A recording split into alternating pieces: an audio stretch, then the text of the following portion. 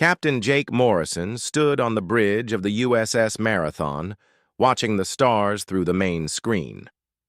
3 months had passed since the first meeting with the aliens called Zeltharians. The memory still felt strange to him.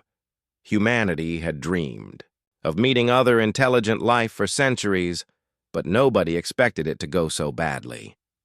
The Zeltharian ships had appeared near the edge of human space without warning. Their vessels were huge and dark, with sharp edges that looked like weapons themselves. The first human ship to meet them was a small exploration vessel called the Pioneer. Captain Steve Walsh had tried to make peaceful contact, but the aliens had different ideas.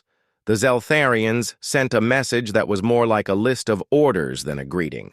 They wanted humanity to give up all weapons immediately. They demanded that humans move to planets chosen by the Zeltharian Empire. They also wanted 30% of everything humans made in their factories and farms. In return, they offered protection and membership in their galactic empire. Captain Walsh had been polite in his response. He told them that humanity would need time to consider such big decisions. The aliens seemed confused by this answer. They said no species had ever asked for time before. Most either said yes right away or were destroyed within days. When the Zeltharian demands reached Earth, the response was quick and clear.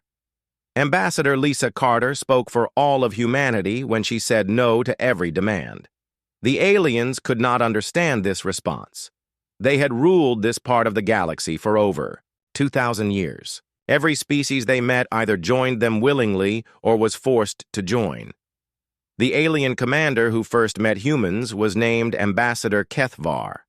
He was tall and covered in green scales with yellow eyes that never seemed to blink. When he heard humanity's refusal, he asked the same question 3 times as if he had not heard correctly. How could such a young species refuse the mighty Zeltharian Empire? Jake Morrison remembered watching the recorded conversation between Ambassador Carter and the alien diplomat. Carter had been calm and professional. She explained that humans valued their freedom above all else. She said that humanity preferred to make friends rather than masters. The alien had stared at her for a long time before ending the communication. That was 3 months ago. Since then, the demands had gotten worse. The Zeltharians now wanted complete surrender. They gave humanity 72 hours to give up or face what they called consequences beyond human understanding. The message had been sent to every human colony and station in space. The response from Earth had been simple and direct. President Maria Gonzalez herself had recorded the answer. She looked directly at the camera and said that humanity had already given their final answer. If the aliens wanted human surrender, they were welcome to try and take it. Morrison smiled as he remembered what happened next. The Zeltharian ambassador had sent another message, asking if humans understood what they were refusing. He listed the size of their fleets and the power of their weapons. He described how they had conquered hundreds of worlds and defeated species that had traveled space for thousands of years. The human response had been even simpler. Admiral Roy Henderson had sent back a single word repeated 3 times. No, no, no. The Admiral had then added that if the aliens wanted to test human resolve, they knew where to find Earth. Since then, both sides had been preparing for war. The Zeltharians were moving their 3rd Imperial Fleet toward human space. Intelligence reports said they had 500 ships, including 3 massive dreadnoughts. Each dreadnought was larger than anything humans had ever built. Humanity could only put 80 ships into space, and most of those were converted civilian vessels with military weapons added later. The math was simple, and the odds were terrible. Any reasonable military leader would advise surrender or at least negotiation, but Morrison had served with humans long enough to know they were not always reasonable. When pushed too hard, they had a habit of pushing back even harder. When threatened, they became more stubborn, not less. When told they could not do something, they often did it just to prove the threat was wrong. He thought about his crew and the other human ships scattered across their small corner of space. They were farmers and miners and engineers who had learned to fight because someone had to. They were not professional soldiers, but they were free people who refused to bow to any master. Morrison turned to his second in command, Commander Kate Phillips. She was studying reports from the outer sensor stations. The Zeltharian advance fleet would reach the Kepler system within days. Phillips looked up and met his eyes. She asked if he really thought they could win against such odds. Morrison considered the question carefully. Win might be the wrong word, but humans had never been good at knowing when they were beaten. They had a habit of fighting long after any sensible species would have given up. He told Phillips that the aliens had made one big mistake. They thought humans would act like every other species they had conquered. They expected fear and surrender when threatened with superior force. Instead, they got defiance and determination. The Zeltharians were about to learn that humans had spent their entire history fighting each other and anyone else who tried to tell them what to do. They were about to discover that some species would rather die free than live as slaves. Morrison gave the order to set course for the Kepler system. The USS Marathon and 11 other human ships would meet the alien advance fleet. The odds were bad, but that had never stopped humans before. As the stars shifted on the main screen, Morrison wondered if the aliens would understand what they had started. Probably not until it was too late. News of humanity's refusal spread across the galaxy faster than anyone expected. On dozens of worlds that had been conquered by the Zeltharian Empire, people gathered around communication screens to watch something that had never happened before. A species was saying no to the Empire and meaning it. Dr. Zeke Snull stood in his laboratory on the Vorthon homeworld, watching the latest reports from human space. The Vorthons had been conquered 400 years ago after a war that lasted only 6 months. They had been traveling between stars for thousands of years before the Zeltharians arrived, but it had not mattered. Superior numbers and bigger weapons had won as they always did. The humans were different somehow. Dr. ZX Null had studied every species the Empire had conquered, and none had acted like this. When faced with overwhelming force, most species tried to negotiate. They looked for ways to keep some of their freedom while accepting Zeltharian rule. A few fought back, but always with fear in their voices and defeat in their hearts. The humans showed no fear at all. Their messages were calm and sometimes even seemed amused.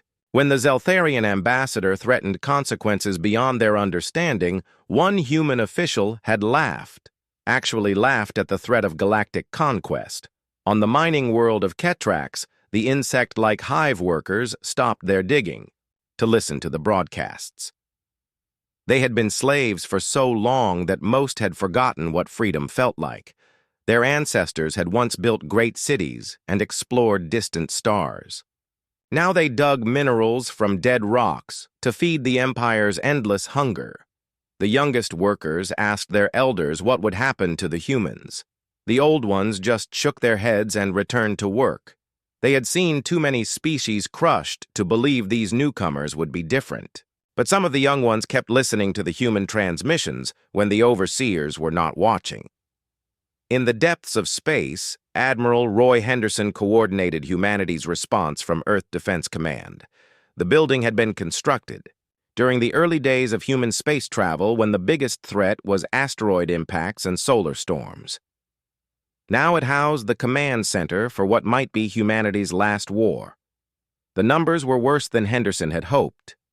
The Zeltharian Third Imperial Fleet consisted of 500 ships.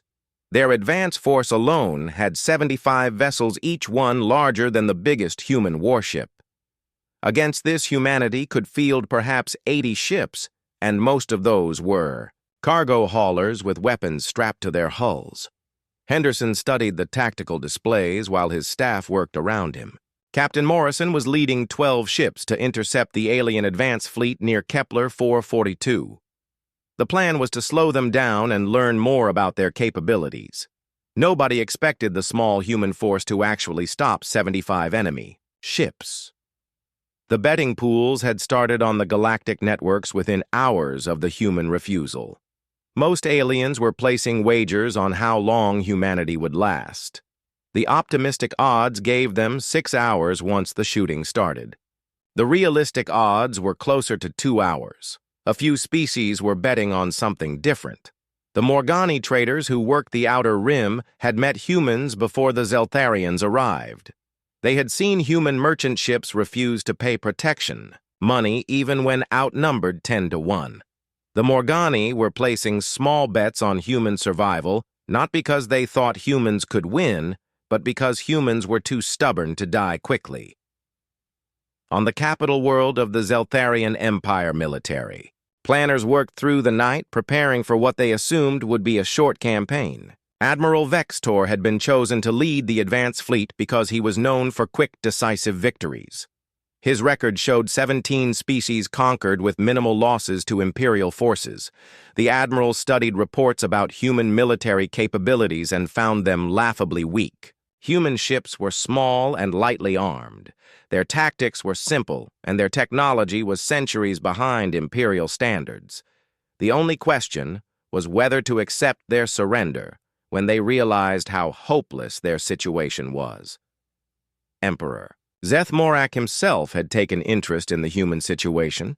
In 2,000 years of imperial expansion, no species had ever refused their generous offer of membership. A few had been foolish enough to resist, but they had been primitive savages, with no understanding of galactic power. The humans had seen imperial ships and knew their capabilities, yet still refused to submit. The Emperor wondered if humans were simply too stupid to understand their situation. Intelligence reports suggested they were reasonably intelligent for such a young species. They had developed faster than light travel and basic energy weapons. Their mathematics and science were adequate if unimaginative. Perhaps they were suffering from some form of mental illness that prevented them from recognizing superior force. The Emperor made a note to have their brains studied after the conquest. Understanding this defect might help prevent future problems with other species. Commander Kate Phillips reviewed the tactical situation aboard the USS Marathon as they approached the intercept point. 12 human ships against 75 alien. Vessels was not a battle, it was barely even a skirmish. The smart move would be to run away and live to fight another day. But Phillips had served with humans long enough to know they rarely made the smart move when their freedom was threatened. They had a history of fighting hopeless battles and somehow finding ways to win them. Not always, but often enough to make their enemies nervous.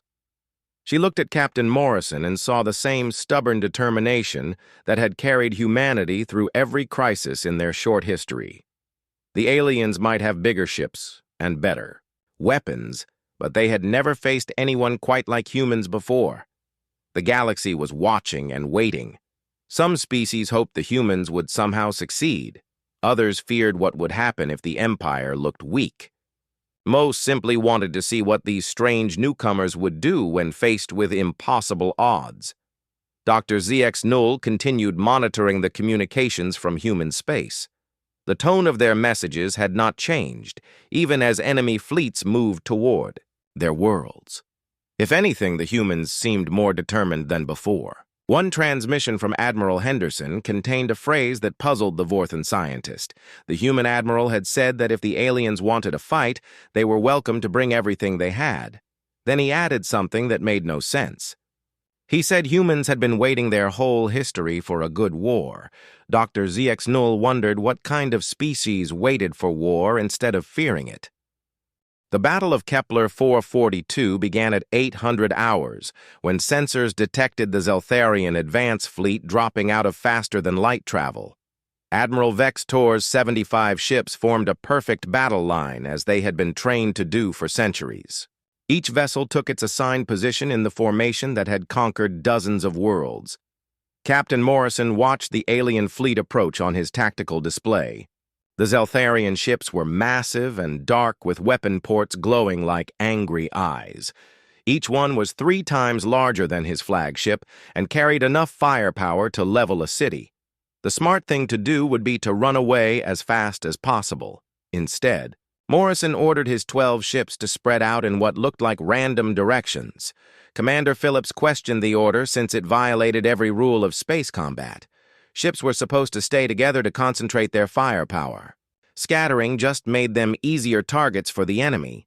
Morrison smiled and told her that the aliens expected humans to follow the rules.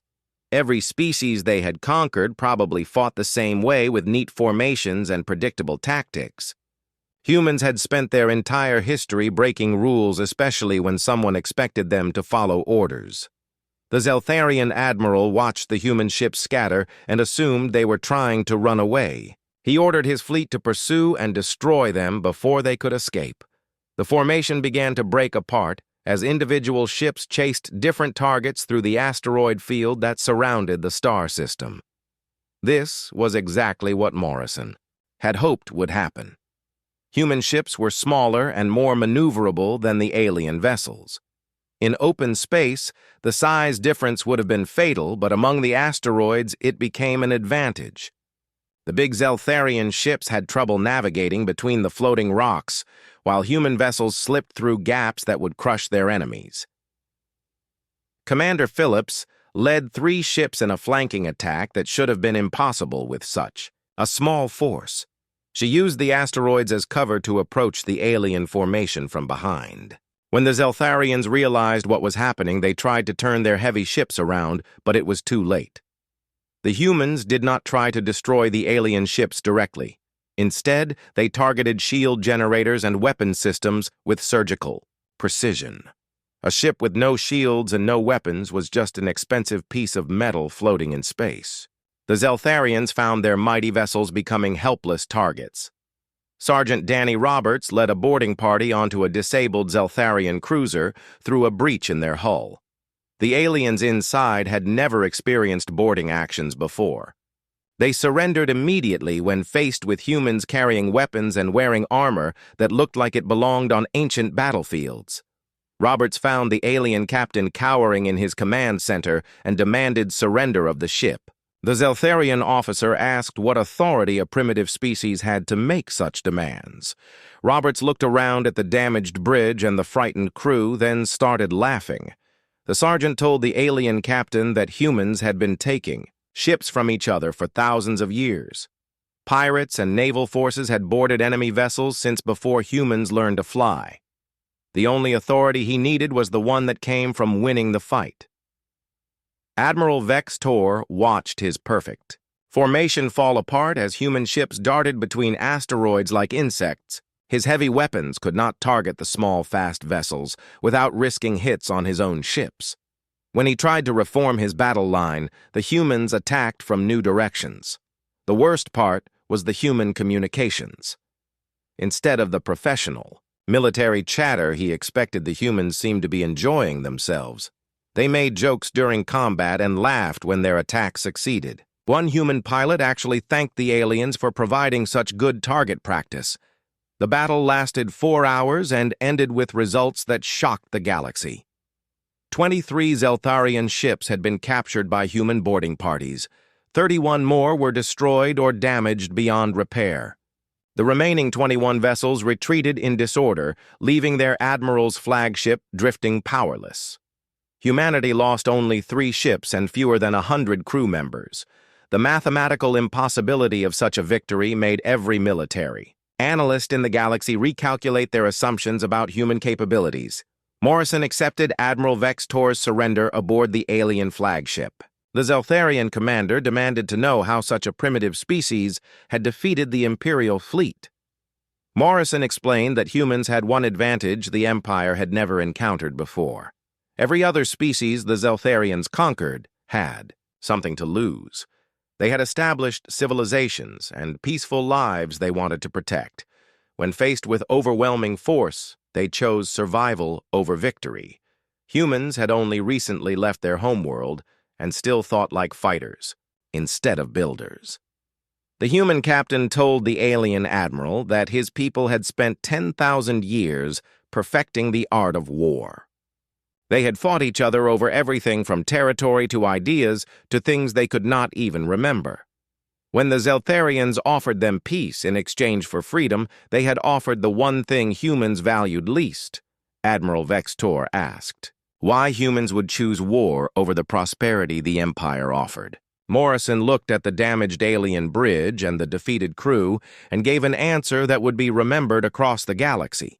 He said that humans had learned long ago that peace without freedom was just another word for slavery. They would rather die fighting than live kneeling. The Zeltharians could keep their prosperity and their order. Humans preferred chaos and conflict if it meant staying free. The footage of human boarding parties securing alien ships spread across galactic networks within hours. The images showed humans laughing as they accepted enemy surrender. One clip became famous across dozens of worlds. It showed Sergeant Roberts standing over a Zeltharian officer and saying that respect could not be demanded, it had to be earned. On the Vorthan homeworld, Dr. ZX Null watched the battle reports with growing excitement. For the first time in 400 years, his people saw proof that the Empire could be defeated. The humans had done something every conquered species thought was impossible. Young Vorthans began gathering in groups to discuss the human victory.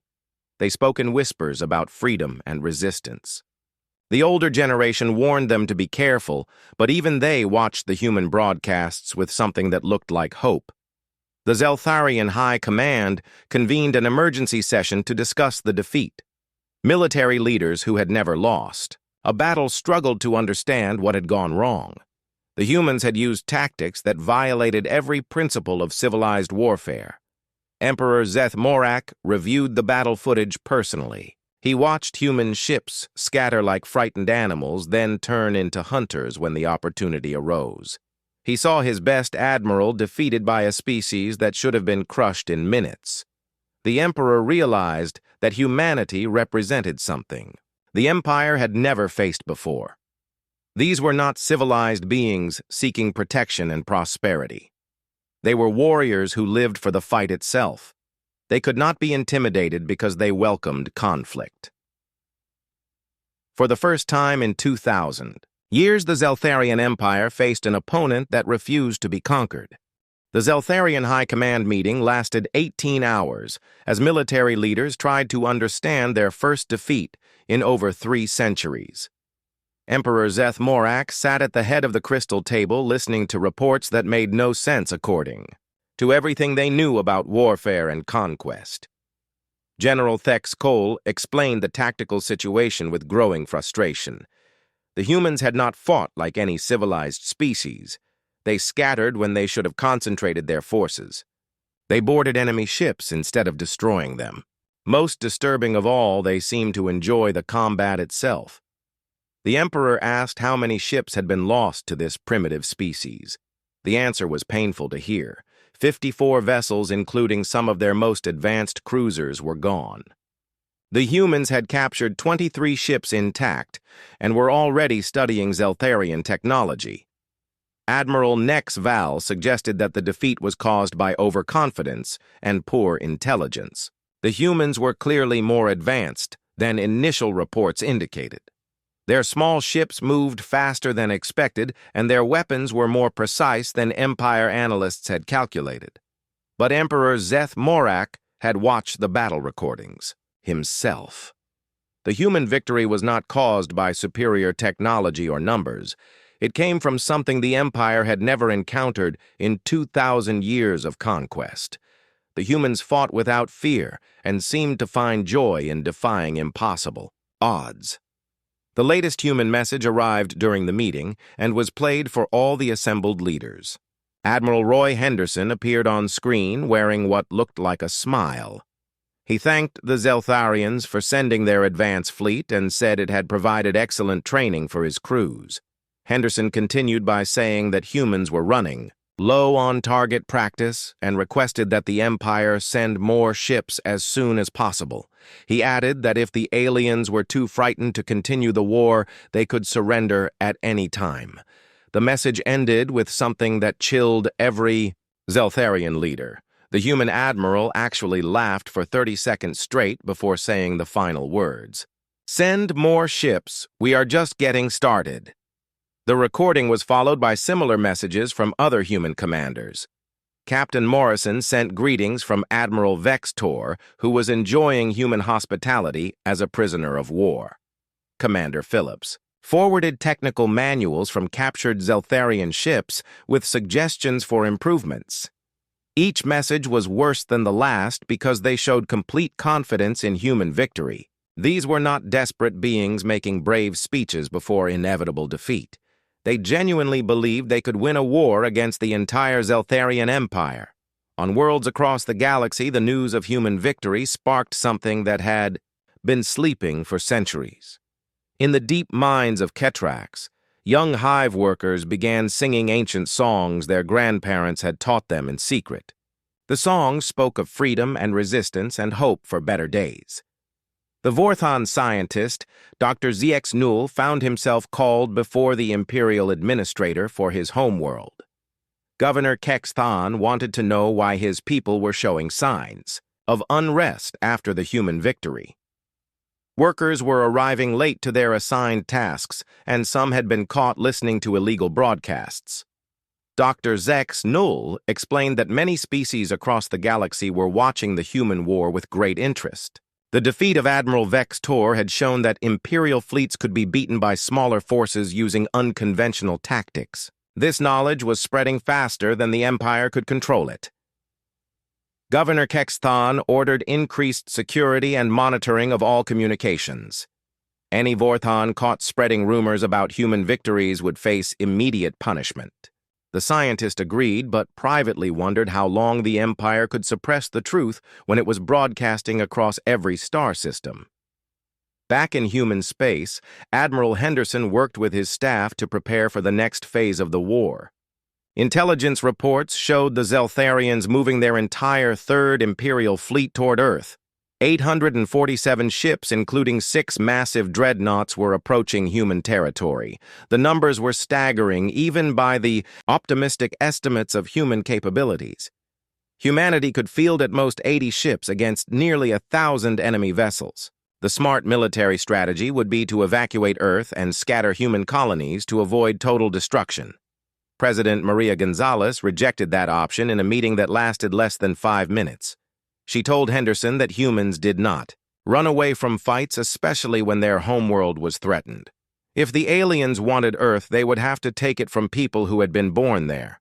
The president addressed the human colonies and Earth itself in a broadcast that reached every human settlement. She explained that the Empire was sending everything they had to crush humanity before other species got ideas about resistance. This was exactly what humans should expect from bullies who had never been challenged. Gonzalez continued by saying that the Zeltharians had made one critical error in their planning. They assumed that humans would behave like every other species they had conquered. They expected fear and surrender when faced with overwhelming odds. Instead, they would get defiance and determination from people who had never learned to quit. The human response to the approaching Imperial fleet surprised everyone, including humanity's own allies. Instead of preparing defensive positions or evacuation plans, the human military began broadcasting invitations to the galaxy. They invited representatives from every species to witness what they called the proper response to Imperial demands. Admiral Morrison worked with Dr. Richard Stone, the leading expert on alien psychology, to develop a strategy that would shock the Empire and the galaxy. They realized that the Zeltharians' greatest weakness was not technological, but psychological. The Empire ruled through fear and intimidation, but had never faced opponents who responded to threats with laughter. The plan was simple and completely insane by traditional military standards. The human fleet would engage the entire Imperial armada at the edge of the solar system. Instead of trying to win through conventional tactics, they would demonstrate something the galaxy had forgotten was possible. Dr. Stone explained his theory to the assembled human commanders. Every species the Empire conquered had been afraid of death and defeat. They fought to preserve their civilization and protect their people. When faced with impossible odds, they chose survival over victory. Humans were different because they had spent their entire history fighting hopeless battles. They had learned that sometimes the most important victory was proving that free people could not be conquered, even when they could be killed. The Empire was about to discover that some things were more dangerous than superior firepower. The Zeltharian fleet arrived at the edge of human space 3 days ahead of schedule. Emperor Zeth Morak had decided to command the final assault personally. No primitive species would be allowed to humiliate the Empire twice. The human response to his arrival was broadcast across the galaxy on every available frequency. Admiral Henderson appeared on screen wearing his dress uniform and actually smiling at the camera. He welcomed the Emperor to human space and thanked him for bringing such an impressive fleet. Henderson continued by saying that humans had been preparing for this moment their entire history. Every war they had fought against each other had been practiced for this day when they would face a real enemy. The Empire was about to learn why humans called their homeworld Earth instead of paradise. The message ended with words that would echo across the galaxy for generations. The Admiral looked directly at the camera and spoke to every species watching the approaching battle. He said that today the galaxy would see what happened when free people refused to kneel to any master, no matter how powerful. The Emperor prepared his fleet for what he expected would be the final battle of a very short war. He had no way of knowing that the humans were about to teach the galaxy a lesson it would never forget. The Battle of Sol became the most watched event in galactic history as representatives from dozens of species gathered their fleets at safe distances to witness what everyone expected would be humanity's final stand. Emperor Zeth Morak commanded 847 ships, including 6 dreadnoughts each capable of destroying planets. Admiral Henderson positioned the human fleet between the approaching Imperial Armada and Earth itself. 83 ships, including converted cargo, haulers, and mining vessels, faced the largest military force ever assembled in this region of space. The mathematical impossibility of human victory made the coming battle a spectacle of courage rather than strategy. The Emperor opened communications expecting to receive humanity's surrender now that they could see the full power of the Zeltharian Empire. Instead, he found himself speaking to Admiral Morrison, who had been promoted after his victory at Kepler 442. The human commander thanked the Emperor for bringing such an impressive fleet to Sol, and Morrison continued by saying that humans had been looking forward to this battle for their entire history. Every war they had fought against each other had been preparation for the day when they would face a real enemy worthy of their attention. The Empire was about to discover why Earth was called the homeworld of warriors. Emperor Zeth Morak demanded immediate surrender in the name of galactic order and imperial authority. The human response would be remembered across the galaxy for 1,000 years. Morrison laughed and said that humans had a counteroffer. Why did the Emperor not surrender to them instead? The laughter that followed was picked up by every communication array in the system. Human crews across the fleet joined in until the sound carried to monitoring stations on dozens of worlds. The galaxy listened to an entire species laughing at the threat of conquest and annihilation. The battle began when Imperial forces opened fire with enough energy to boil oceans. The human fleet scattered using the same tactics that had worked at Kepler 442, but on a much larger scale. Ships appeared and disappeared using micro-jumps that confused Zeltharian targeting systems. Captain Susan Wright commanded a squadron of converted civilian ships that had no right to survive in military combat. Her vessels were cargo haulers, with weapons mounted wherever they would fit. Against Imperial dreadnoughts, they should have been destroyed in seconds. Instead, Wright led her ships directly at the largest enemy vessel, flying through gaps in their formation that seemed impossible to navigate. She transmitted a message on all frequencies inviting the galaxy to watch humans teach the Empire about real warfare. The breakthrough came when Commander Phillips discovered a critical weakness in Zeltharian shield technology. The aliens used harmonic frequencies that could be disrupted by flying ships through the shield matrix at precisely calculated speeds. Phillips led a boarding action that captured 3 dreadnoughts from the inside. Human Marines poured through breached airlocks carrying weapons that looked primitive compared to Imperial technology. But the Zeltharians had never faced boarding actions before and did not know how to fight enemies inside their own ships. Sergeant Tony Martinez led his squad directly to the bridge of the Emperor's flagship. The sight of human soldiers appearing on the command deck of the most powerful ship in the Imperial fleet shocked everyone watching the battle. Martinez accepted the surrender of the bridge crew and opened communications to the Emperor himself. The young Marine looked directly at the most powerful being in this region of space and delivered a message that changed galactic history. Martinez told Emperor Zeth Morak that his empire was finished and his fleet was defeated. The humans were taking possession of every Imperial ship, and the Emperor could either surrender peacefully or be dragged off his bridge in chains. The choice was entirely up to him.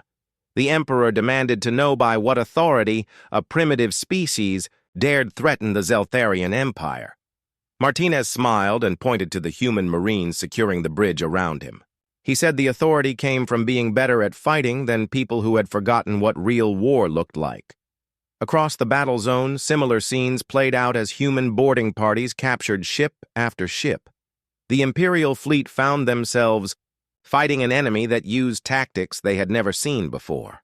Humans did not try to destroy enemy vessels, they took them over and turned their weapons against their former comrades.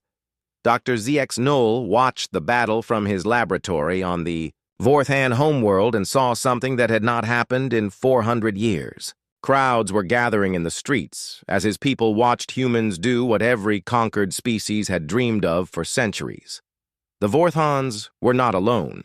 On dozens of worlds across the galaxy, rebellion sparked as species remembered what it meant to stand upright. The hive workers on Ketrax stopped their digging and began singing forbidden songs. The mining platforms of Sector 7 went silent as workers refused to follow Imperial orders. The tide of battle turned completely when Captain Morrison himself led a direct assault on the Emperor's personal dreadnought. His ship, the USS Marathon, flew through a storm of weapons fire that should have vaporized it instantly. Instead, Morrison used the chaos of battle to approach the flagship from its blind spot. The human captain transmitted one final message to the galaxy as his Marines prepared to board the Empire's most powerful vessel. He said that today every species would see what happened when free people refused to accept masters. The Emperor was about to learn that some things could not be conquered no matter how much force was applied. Emperor Zeth Morak found himself facing human soldiers in his own throne room surrounded by the bodies of his personal guard. Captain Morrison stood before the golden throne wearing battle armor scarred by energy weapons. The most powerful ruler in galactic history faced a human who had traveled across space to personally deliver humanity's final answer. Morrison told the Emperor that his empire was finished and his fleets were captured or destroyed. The galaxy had seen Imperial forces defeated by a species that refused to bow to any authority except their own conscience. The age of Zeltharian domination was over. The Emperor asked what humans wanted from him and his people. Morrison smiled and gave an answer that surprised everyone listening. Humans wanted nothing except to be left alone to live their lives as they chose. The Empire could keep its remaining territory, but would never again threaten free species. The surrender of Emperor Zeth Morak was broadcast across the galaxy in real time. Species that had lived under Imperial rule for centuries watched the Golden Throne empty as its occupant was led away by human guards. The sight sparked celebrations on 100 worlds. The war ended not with destruction, but with liberation. The Zeltharian Empire collapsed as rebellions erupted across their territory. Species that had forgotten the meaning of freedom remembered what their ancestors had died defending. Admiral Henderson stood on the bridge of the captured Imperial flagship and addressed the galaxy. He said that today proved something that tyrants always forgot. Power came from the consent of the governed, not from the size of their fleets. Free people could not be conquered because they would rather die than live as slaves. The Battle of Seoul became known as the day the galaxy stopped kneeling. Humanity had done more than defeat the Empire. They had shown every species that resistance was possible. Laughter had proven more dangerous than the most powerful weapons ever built. The collapse of the Zeltharian Empire happened faster than anyone thought possible. Within days of Emperor Zeth-Morak's surrender, rebellions erupted on worlds that had been peaceful for centuries. The sight of imperial fleets defeated by laughing. Humans had awakened something that had been sleeping across the galaxy. Dr. Zeke Snull stood in the central square of the Vorthon capital watching his people tear down statues of imperial governors. 400 years of occupation ended as crowds gathered to celebrate freedom they had almost forgotten existed. The scientist felt tears running down his face as he watched children who had never known liberty dance in the streets. The human fleet remained in Sol system, accepting surrenders from imperial commanders across the galaxy. Admiral Henderson found himself coordinating the peaceful transition of power on dozens of worlds. The humans had won a war, but now they faced the harder task of helping other species learn to govern themselves again. Captain Morrison walked through the corridors of the captured Imperial flagship that now served as humanity's diplomatic headquarters. Former Emperor Zeth-Morak sat in what had once been his private chambers, guarded by human marines who treated him with more respect than he had ever shown his subjects. Morrison visited the deposed emperor to discuss the transition of power in former imperial territory. The Zeltharian leader asked why humans had not simply taken control of his empire after defeating it. Most conquerors would have replaced imperial rule with their own authority. The human captain explained that humanity had not fought to build an empire, but to preserve freedom. Taking control of other worlds would make humans into the same kind of tyrants they had just defeated. Free people did not conquer, they liberated. Zeth-Morak struggled to understand this concept. In his experience, power was taken by those strong enough to hold it. The idea of refusing control over conquered territory made no sense according to everything he knew about galactic politics. Morrison told the former emperor that humans had learned something during their violent history on Earth. Power corrupted. Even good people and absolute power corrupted absolutely. The only way to stay free was to refuse the temptation to rule others. On the hive worker world of Ketrax, the insect-like beings emerged from their tunnels for the first time in generations. The mines that had consumed their lives for imperial profit stood empty as workers gathered to decide their own future. Ancient queens, who had been forced into hiding, began to emerge from secret chambers deep underground. The youngest hive workers had never seen their queens or understood their species' natural social structure. Imperial occupation had destroyed their traditional way of life and replaced it with industrial slavery. Now, they had to rediscover what it meant to be free. Similar scenes played out across dozens of worlds as species struggled to remember governments that had been destroyed centuries ago. The humans provided advice when asked, but refused to impose solutions on people who needed to find their own paths to freedom. Ambassador Lisa Carter worked with representatives from former imperial worlds to establish new diplomatic relationships. The meetings were complicated because many species had no experience with voluntary cooperation between equals. Imperial rule had been based on commands from above, not negotiation between partners. Carter found herself explaining basic concepts of democracy and individual rights to beings who had lived under tyranny for so long they could not imagine alternatives. The work was slow and frustrating, but essential for building a stable galactic community. The most difficult problem was dealing with imperial loyalists who refused to accept the new reality. Some Zeltharian commanders had barricaded themselves on fortress worlds and declared independence from both human control and the rebellious species around them. Admiral Henderson decided to handle these holdouts personally.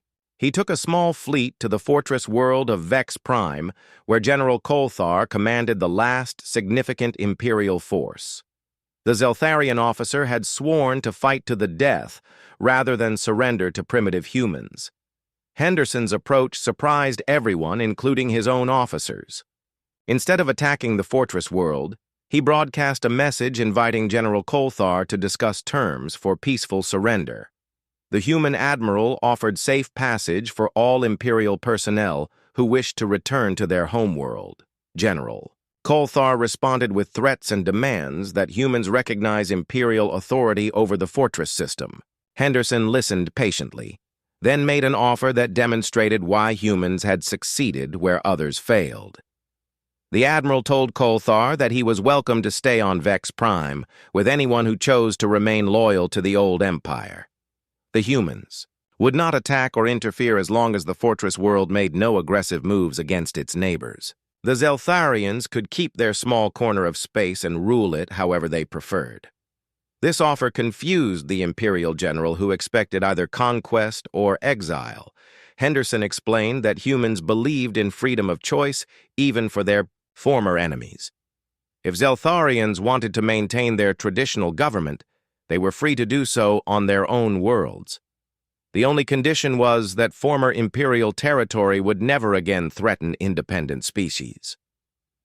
Any attempt to rebuild the Empire or attack free worlds would bring immediate human intervention. The choice between isolation and aggression was entirely up to the Zeltharians themselves. Many Imperial commanders accepted these terms and withdrew to their homeworld, with whatever ships and personnel remained loyal to them. The Zeltharian Empire shrank from controlling hundreds of systems to governing perhaps a dozen worlds around their original home star. The transition was not without problems. Some species that had been enemies under Imperial rule began fighting each other once central authority collapsed. Humans found themselves mediating disputes between peoples who had legitimate grievances against each other. Commander Phillips led peacekeeping missions to several systems where former Imperial subjects were settling old scores with violence. Her approach was typically human in its directness. She told both sides to stop fighting or face intervention from people who were very good at ending conflicts permanently. Most disputes were resolved through negotiation once all parties realized that humans would enforce peace, whether the combatants liked it or not. The alternative to diplomatic solutions was facing Marines who had recently defeated the most powerful empire in galactic history. President Maria Gonzalez addressed the emerging galactic community from Earth, describing humanity's vision for the future. She spoke of cooperation between equals rather than domination by the strong. Trade and cultural exchange would replace conquest and exploitation. The president acknowledged that building this new order would take time and patience. Species that had been enslaved for centuries would need help learning to govern themselves. Former enemies would have to find ways to live together peacefully. But Gonzalez emphasized that the foundation had been laid. Every species in the galaxy had seen proof that tyranny could be defeated by people willing to fight for their freedom.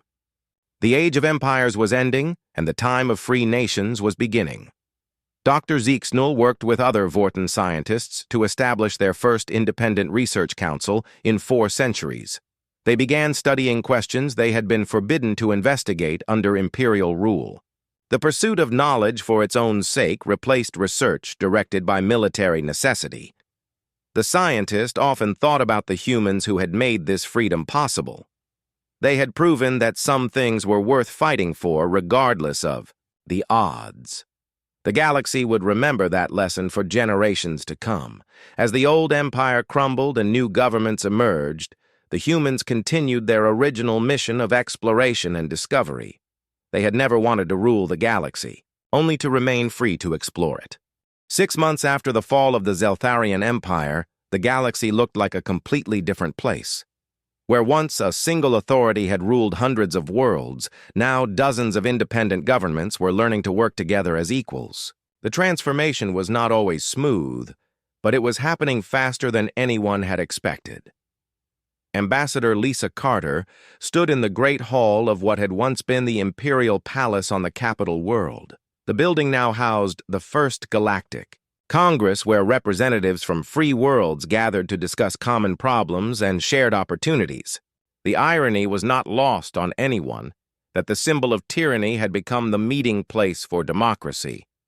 The Congress faced challenges that no one had anticipated when the empire fell. Species that had been kept apart by imperial policy were now free to interact directly. Some discovered they had more in common than they realized, while others found that centuries of separation had made them almost incompatible. Dr. Zeeks Null represented the Vorthan Republics in the Scientific Cooperation Committee. His people were sharing research that had been classified under imperial rule with species who had been forced to work on military projects. The exchange of knowledge was creating innovations that neither group could have achieved alone. The hive workers of Ketrax had elected new queens to lead their species back to their traditional social structure. Queen Zix Mora spoke for her people in the Congress and often asked questions that surprised other representatives. The hive workers understood cooperation in ways that individual-focused species were still learning. Captain Morrison had been promoted to admiral and given command of the Galactic Peacekeeping Force. His job was to help resolve disputes between worlds and prevent conflicts from escalating into wars. The force was small compared to the old Imperial fleet, but it was made up of volunteers from dozens of species. The peacekeepers faced their first major test when the Morgani traders attempted to claim exclusive rights to several trade routes that had been controlled by the Empire. The spider-like beings argued that they had maintained these routes during Imperial occupation and deserved compensation for their efforts. Admiral Morrison arrived at the disputed trade hub with a mixed fleet of human and alien vessels. His approach to the problem was typically direct. He called a meeting of all interested parties and asked them to explain their positions clearly and honestly. The Morgani delegation expected complex negotiations over territory and commercial rights. Instead, Morrison asked them a simple question that cut through all the legal complications. Did they want to be traders or rulers, because they could not be both successfully? He explained that trade required trust between partners, while rule required fear from subjects. The Morgani could claim exclusive control over the trade routes and spend their time fighting everyone who challenged them, or they could work with other species to develop the routes for mutual benefit. The solution was elegantly simple. The trade routes would be managed by a cooperative council with representatives from all major trading species.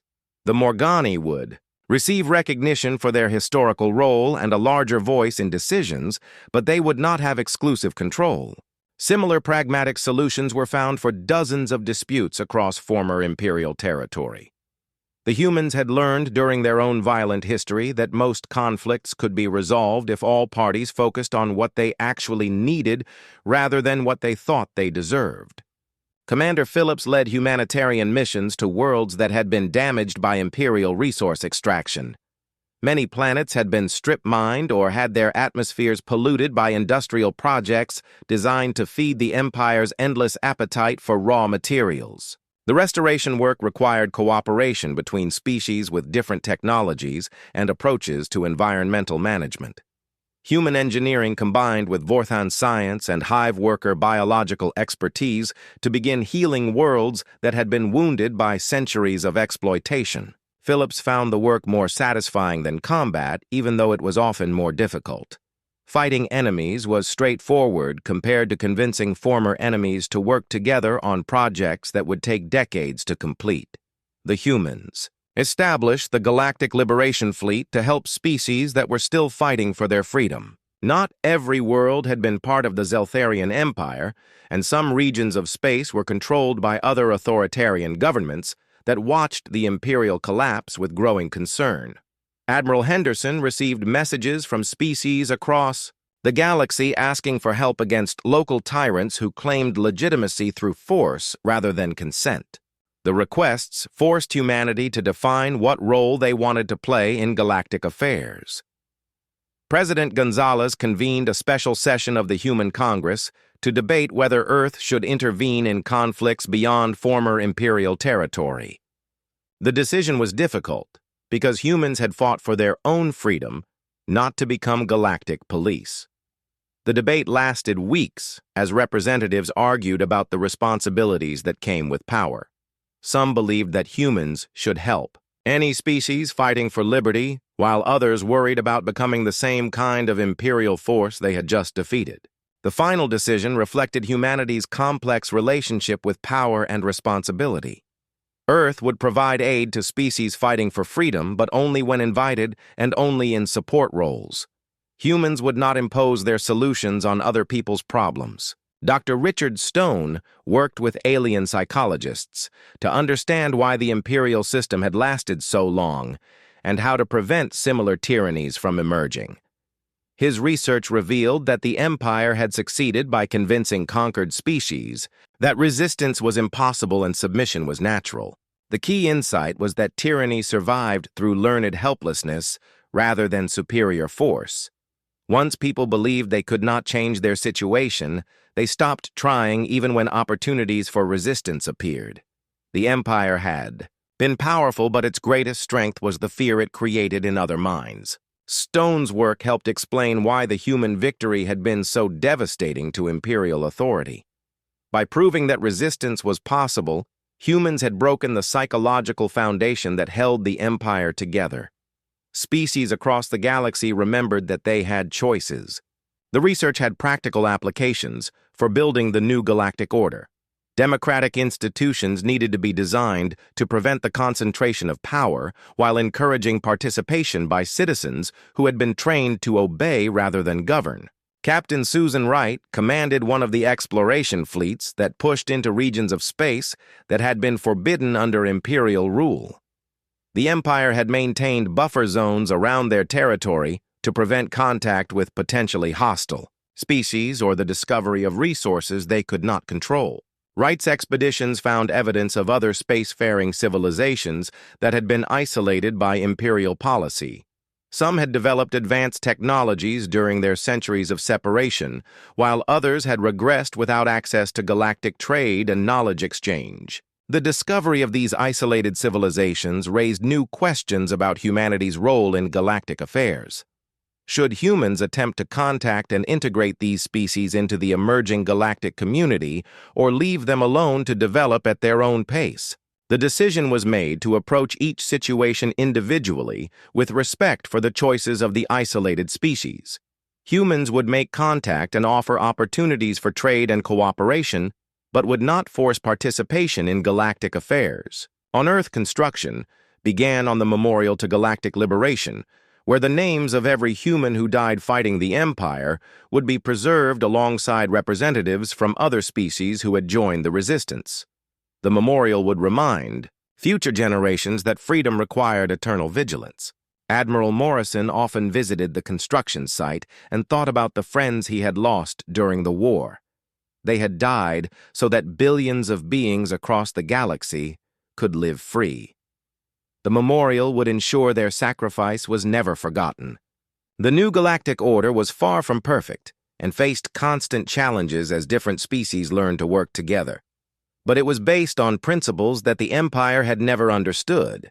Power came from consent, not conquest, and the strongest. Governments were those that served rather than ruled their people. 2 years after the fall of the Zeltharian Empire, the galaxy had settled into a new rhythm of cooperation and occasional conflict that somehow worked better than the old system of imposed order. The Galactic Congress had grown from a few dozen representatives to over 300 as more species joined the community of free worlds. Ambassador Lisa Carter looked out at the assembly hall filled with beings from across the galaxy and marveled at how much had changed. Where imperial governors had once issued commands from golden thrones, elected representatives now debated everything, from trade regulations to environmental protection standards. The debates could be loud and sometimes heated as species with different cultures and histories struggled to find common ground. But they were debates between equals rather than orders from masters to slaves. The difference was more important than Carter had realized when the war began. Dr. Zeke Snull had become the leading expert on what scholars were calling the human liberation model of galactic governance. His research documented how laughter and defiance had proven more effective than traditional military tactics in defeating authoritarian systems. The Vorthon scientist often lectured to audiences from across the galaxy about the psychological warfare that humans had employed against the Empire. By refusing to show fear and responding to threats with humor, humans had undermined the foundation of imperial authority. ZX Null's most famous observation was that tyrants required fear from their subjects to maintain power. When humans laughed at imperial threats, they demonstrated that the emperor had no real authority over free minds. The laughter had been more dangerous than any weapon. The human liberation model was being studied by resistance movements on worlds still under authoritarian control. Species fighting local tyrants learned to respond to oppression with humor and defiance rather than fear and submission. Captain Morrison had been promoted to Fleet Admiral and commanded the Galactic Defense Force that protected free worlds from remaining Imperial powers. The force was much smaller than the old Imperial fleet, but it was made up of volunteers from dozens of species who believed in the principles they defended. Morrison's flagship was still the USS Marathon, though it had been upgraded with technology shared by member species of the Galactic Congress. The ship carried weapons and defensive systems that no single species could have developed alone, but the crew remained primarily human. The Admiral often smiled when he remembered the early days of the war when humanity faced impossible odds with converted cargo ships and mining vessels. Now, the Defense Force included some of the most advanced warships ever built, designed by species working together as partners. The force had been tested several times when aggressive neighbors attempted to fill the power vacuum left by the Imperial collapse. Each time, the response had been swift and decisive but focused on protection rather than conquest. Admiral Henderson had retired from active military service and become the first director of the Galactic Academy, where officers from all member species learned the principles of defensive warfare and peacekeeping. The Academy taught that the purpose of military force was to protect freedom, not extend control. Henderson's lectures on human military philosophy were among the most popular courses at the Academy. Students from across the galaxy wanted to understand how such a young species had developed tactics that could defeat opponents with superior numbers and technology. The key insight that Henderson taught was that humans had never fought to conquer, but to remain free. This fundamental difference in motivation had given them advantages that the Empire could not match or understand. Commander Phillips had taken command of the Deep Space Exploration Initiative that pushed into regions of the galaxy that remained unmapped. Her expeditions discovered new species and civilizations while also monitoring for potential threats to the community of free worlds.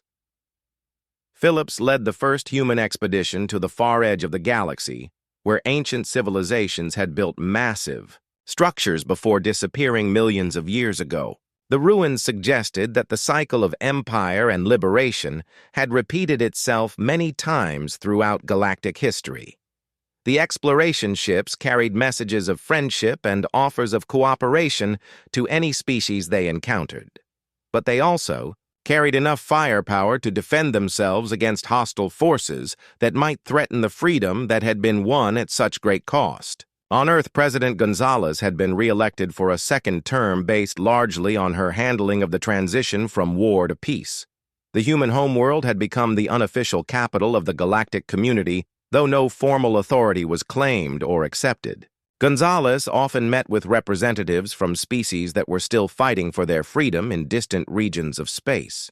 The requests for human intervention continued to arrive, but Earth maintained its policy of providing support rather than leadership. The president understood that humanity's greatest contribution to galactic civilization was not military power, but the example of a species that refused to be conquered.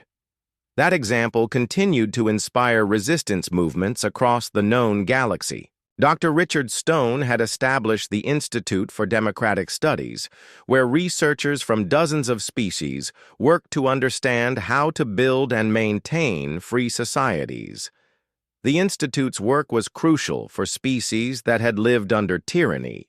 For so long they had forgotten how to govern themselves. Stone's research had identified several key factors that allowed democratic systems to survive and thrive. The most important was citizen participation in government and the understanding that freedom required constant vigilance against those who would abuse power. The Institute provided training and assistance to new democracies while also studying the failures of past attempts at self-government. The goal was to help species avoid the mistakes that had led to the rise of empires throughout galactic history. Captain Susan Wright commanded the exploration vessel Discovery on a mission to investigate reports of a previously unknown spacefaring civilization in the Andromeda approach. The beings called themselves the Keth Collective and claimed to have been watching the galactic community for several years. Wright's first contact with the collective followed protocols developed after the war that emphasized peaceful intentions while maintaining defensive readiness. The initial meetings went well as both sides exchanged information about their respective civilizations. The Keth Collective was impressed by the story of human resistance to the Zeltharian Empire and requested permission to send observers to the Galactic Congress. They wanted to learn more about the principles that had enabled such diverse species to work together peacefully. Former Emperor Zeth Morak had been relocated to a comfortable but secure facility on Earth where he wrote his memoirs and occasionally consulted with historians studying the imperial period. His perspective on the war provided insights that no other source could offer.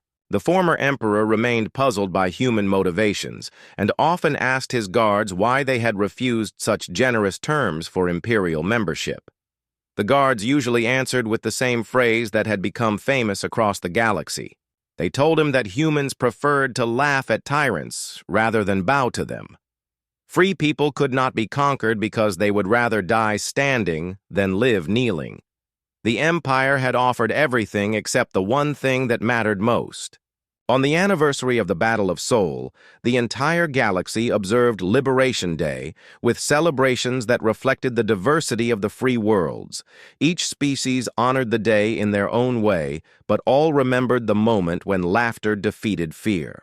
The Vorthons built monuments to the human Marines who had taught them that resistance was possible.